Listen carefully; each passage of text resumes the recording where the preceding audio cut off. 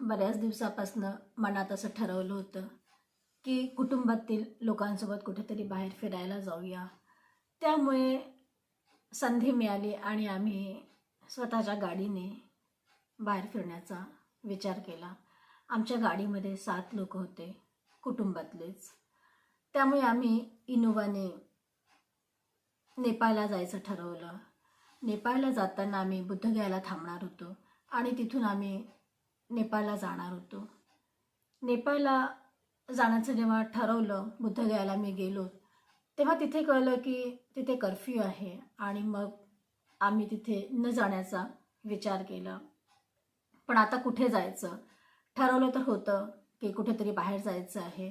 त्यामुळे आता कुठे जायचं हा विचार सगळे करू लागले आणि मग सगळ्यांनी ठरवलं की आता आपण दार्जिलिंगला जाऊया. त्यामुळे आम्ही पटना मार्ग घेऊन आम्ही दार्जिलिंगला गेलो. तिथे आम्ही 2 दिवस छान एन्जॉय केला आणि कंचनजंगा आणि सगळे जे स्पॉट्स आहेत दार्जिलिंगचे ते सगळे आम्ही पाहिले. 2 दिवस आम्ही तिथे मुक्काम केला आणि त्यानंतर आम्ही खाली म्हणजे सिलिगुडीला आलो. त्यावेळेस संध्याकाळचे 5 वाजले होते आणि आम्ही आता म्हणजे काही लोक म्हणत होते की आपण गँगटॉकला जाऊ आणि काही लोक म्हणत होते की नाही, तिथे पण खूप हिल्सच असणार आहे, भरपूर थंडी असणार आहे, त्यामुळे आता हिल्स नको असा सगळ्यांनी सूर काढला आणि मग आम्ही कोलकाता जायला ठरवलं आणि आम्ही सी साईड बघण्याचा विचार केला आणि त्या हिशोबाने आम्ही संध्याकाळी 5 वाजता सिलिगुडीपासनं कलकत्त्याला जायला निघालो. 1-1.5 तास आम्ही चालत गेलो, म्हणजे गाडीने गेलो आणि NH-12 हा आम्ही मार्ग घेतला होता. हळूहळू आमची गाडी पुढे चालली होती. आम्हाला माहीतही नाही की गाडी किती पुढे गेलेली आहे आणि गाडीने टर्न घेतलं आणि गाडी गावाच्या आतमध्ये गेली आणि तिने शॉर्टकट घेतला आणि आम्हाला असं वाटलं की ठीक आहे, गुगल मॅप आम्ही लावलेला आहे, गुगल मॅप जो रस्ता आपल्याला दाखवेल तोच रस्ता आम्हाला फॉलो करायचा होता, कारण आम्हाला स्वतः रस्ता माहिती नव्हता. त्यामुळे आम्ही गुगल मॅपवरतीच अवलंबून होतो. NH-12 घेतला, आम्ही सरळ सरळ गेलो आणि त्यानंतर गाडी टर्न झाली आणि एकटीच आमची गाडी शेतातनं आणि अशा ठिकाणातनं गेली की जिथे स्ट्रीट लाईटसुद्धा नव्हते, जिथे अंधार गुडूप होता, जिथले रस्ते चांगले नव्हते. बऱ्याच वेळपर्यंत आम्ही अंधारातनं जायला लागलो. आता थोडी कुठेतरी मला भीती पण वाटायला लागली. मला म्हणजे मी बघत होती, त्यामुळे मला कुठेतरी असं जाणवलं की आपला रस्ता हा असा का चुकीचा वाटतो आहे, कारण तो हायवे तर नक्कीच नव्हता. मी समोर विचारलं, जे ड्रायव्हिंग करत होते घरचेच मुलं, त्यामुळे त्यांना मी विचारलं तेव्हा ते म्हणाले की नाही, मॅप तर बरोबर नेतोय आपल्याला, त्यामुळे आपण चुकीचा रस्ता नाही आहे, हाच रस्ता आहे असं ते बोलले. तरी मी म्हटलं ठीक आहे. असंच आम्ही अंधारातनं चाललो होतो. एका वाटेतनं आम्हाला अर्टिका मिळाली, जी आमच्या पुढे चालू लागली आणि ती आमच्या पुढे आणि आम्ही तिच्या मागे. असं भरपूर रस्ता म्हणजे 15-20 किलोमीटर तर असंच चाललेलं की ती आमच्या पुढे पुढे आणि आम्ही तिच्या मागे मागे. ती अर्टिका आम्हाला पुढे जाऊ देत नव्हती.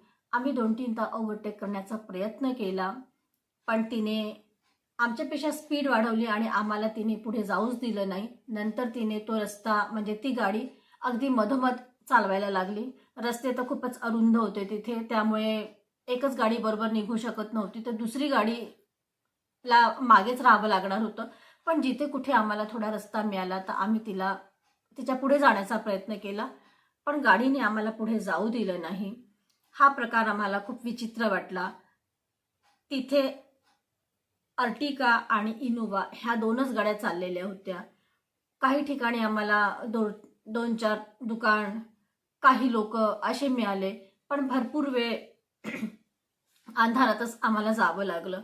मग ती गाडी थोडी 8-10 दुकानं असतील आणि काही घरं असतील, काही लोक असतील, त्या ठिकाणी ती गाडी थांबली आणि आम्ही पुढे निघालो. कारण आम्हाला तर हायवे घ्यायचा होता.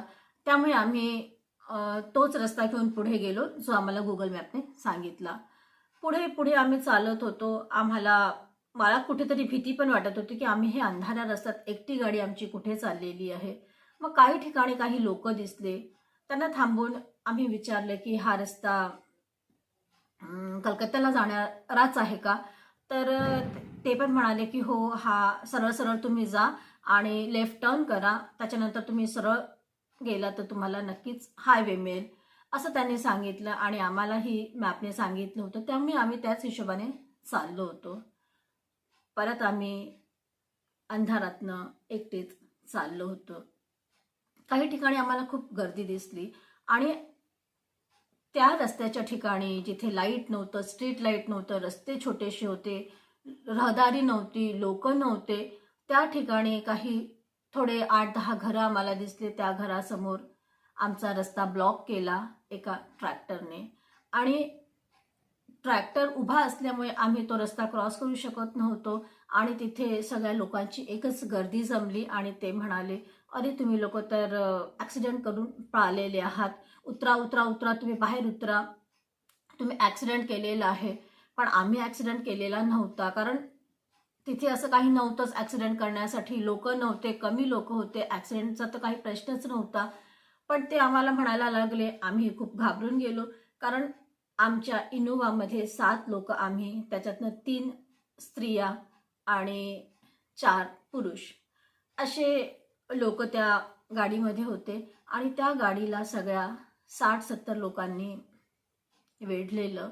सगळे म्हणायला लागले तुम्ही उतरा. सगळीकडे सगळे लोक आम्हाला बघायला लागले, ह्या काचेतनं त्या काचेतनं, आणि मोबाईलचा जो लाईट असतो तो मारून मारून आम्हाला सगळे बघायला लागले. आणि सगळे म्हणायला लागले तुम्ही खाली उतरा, तुम्ही ॲक्सिडेंट करून पळालेले आहात. पण असं काहीच झालं नव्हतं.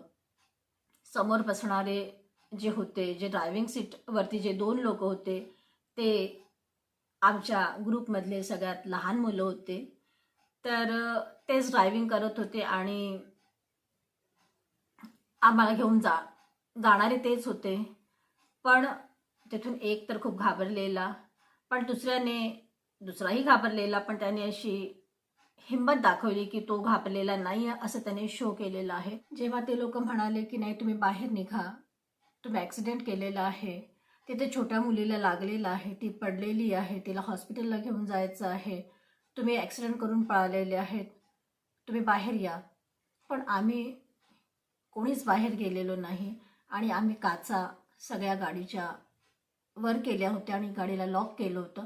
फक्त एक काच जे होतं त्याला आम्ही अर्धा केलं होतं आणि त्यातूनच आम्ही बाहेरच्या लोकांशी बोलत होतो.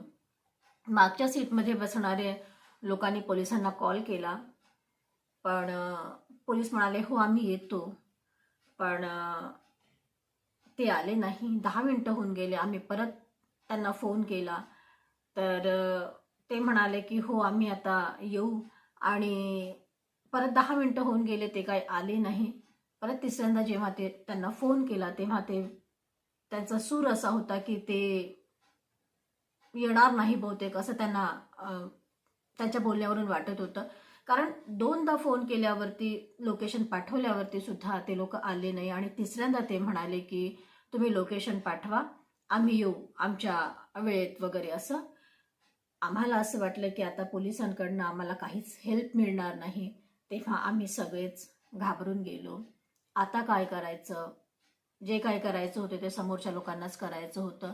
तिथून तर एक थोडा घाबरलेलाच होता, पण दुसऱ्याने थोडी हिंमत दाखवली आणि तो म्हणाला की कुठे लागलं तुम्हाला, काय लागलं, कुणाला लागलं, गाडीला लागलं का, असं तो बोलायला लागला. तर तिथून म्हणाला एक माणूस की आमच्या गाडीला पण लागलेला आहे आणि गाडीमध्ये जो मुलगा होता त्याला पण लागलेला आहे.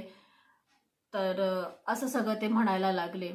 पण आम्हाला माहिती होतं की ॲक्सिडेंट झालेला नाही आहे, कारण आमच्या गाडीने जर कोणाला मारलं असतं तर ते नक्कीच आम्हाला जाणवलं असतं. पण त्याचं काही झालं नव्हतं. आणि आम्ही हेच विचारत होतो की कसं लागलं, काय लागलं.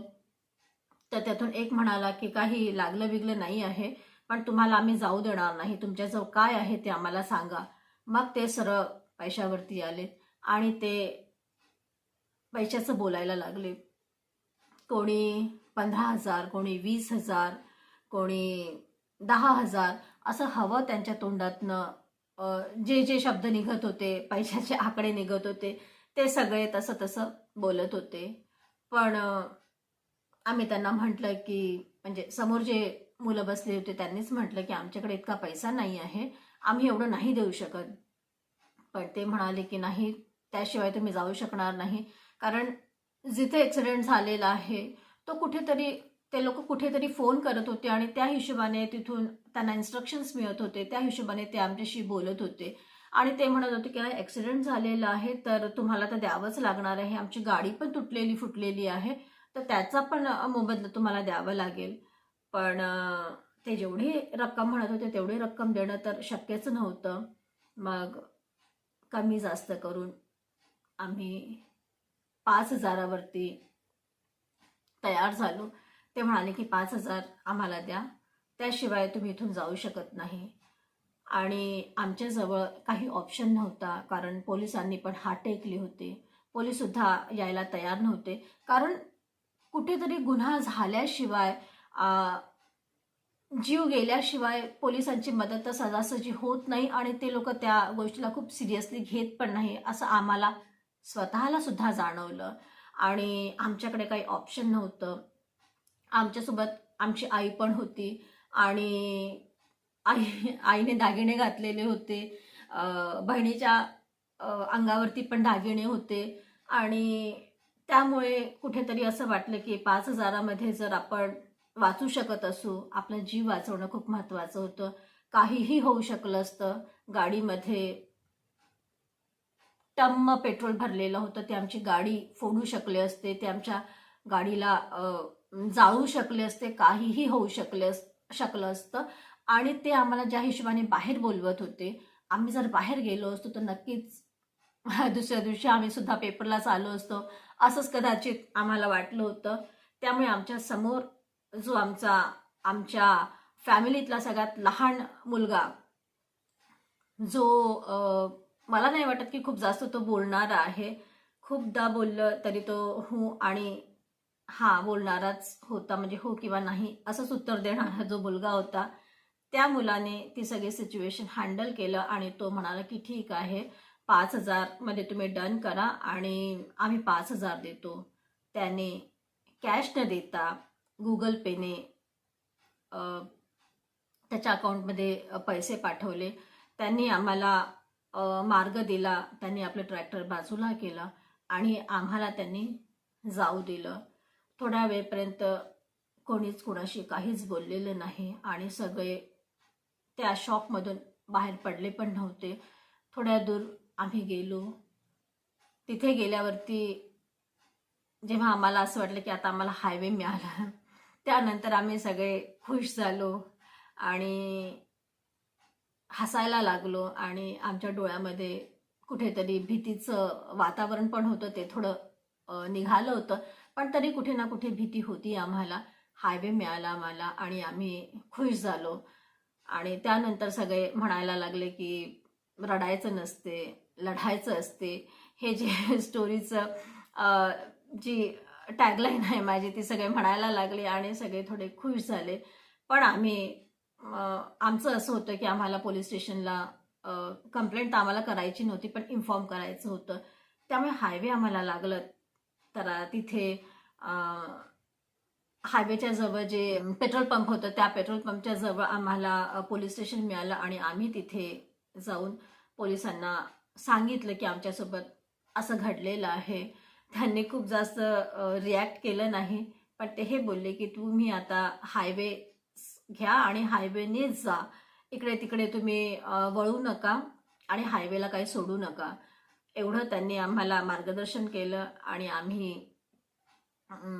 त्यांना फॉलो केलं आणि आम्ही तिथून निघालो. आम्ही कलकत्त्याला जाऊन पोहोचलो आणि आमचा प्रवास इथे संपला जरी नसला तरी हा कटू अनुभव आम्हाला नक्कीच आयुष्यभर आठवणीत राहील असाच राहणार आहे. कारण आम्हाला कधी असं वाटलंच नव्हतं की असं काही होऊ शकते. ह्या सगळ्या गोष्टी आम्ही स्टोरीजमध्ये तर मी ह्या सगळ्या गोष्टी ऐकलेल्या आहेत, पाहिलेल्या आहेत. पण प्रत्यक्षात असं काही आपल्यासोबत होईल असं आम्हाला वाटलंच नव्हतं. पण तरी ते झालं. त्यातून आम्ही सुखरूप बाहेर निघालो, हे आमचं भाग्य म्हणा. आणि एक महत्त्वाची गोष्ट म्हणजे आमच्यासोबत हे पण झालं होतं की आमच्या गाडीमध्ये कॅमेरा होता. म्हणजे तो जो कॅमेरा होता त्या कॅमेरामध्ये सगळं रेकॉर्डिंग झालं होतं. आम्ही थोड्या पुढे जेव्हा गेलो होतो हे सगळं प्रकरण झाल्यानंतर, तर तिथे सगळी रेकॉर्डिंग आम्हाला दिसली होती, आम्ही पाहिलं होतं.